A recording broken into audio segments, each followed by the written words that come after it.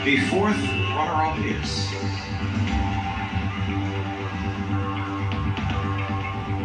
Cote d'Ivoire. Tingnan mo, yung pinakamagandang sagot. Parang baliktad nga ang nangyari.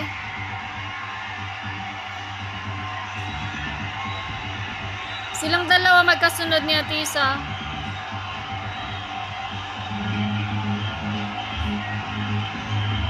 The third runner-up is Alam niya na eh.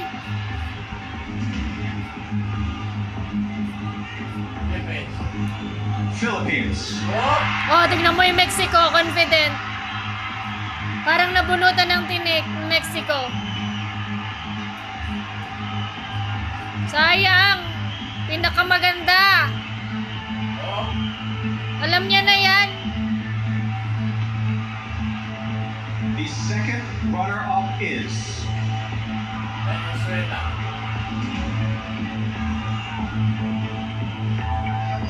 Venezuela. Mas okay pa nga to sana eh. Oh, yun na siya. Oh. Tingnan mo, confident.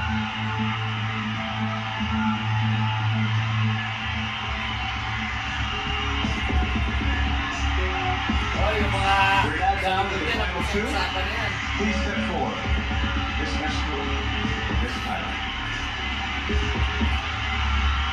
One of you will be taking the crown and representing women all over the world as Miss Universe. If, for any reason, the winner is unable to complete her duties, the first runner-up will take her place. Good luck, ladies. The 74th Miss Universe is... Do not pull a Steve Harvey here, Steve. Here we go. Miss Universe is... Mexico!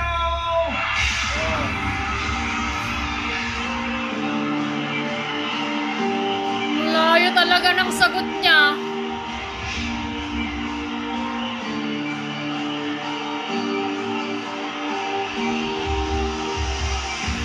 Congratulations, Miss Mexico!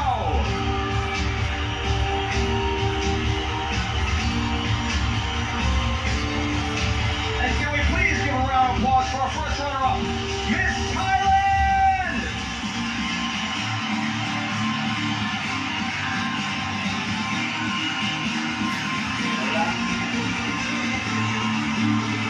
Miss Mexico, congratulations. Please, take your first walk.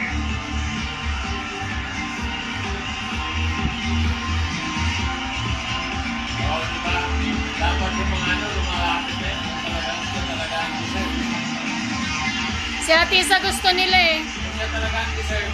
Yung mga ibang pulis na Oo. Oo, diba? Wala, diba?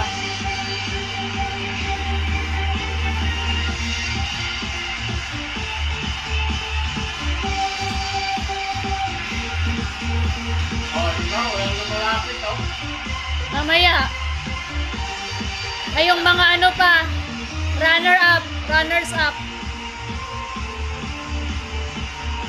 Ayan no, sayang si Kote. Tsaka si Atisa. So that's it. What a truly magical evening it's been. A huge thank you to all of our delegates, the judges, and our wonderful host, the Kingdom of Thailand.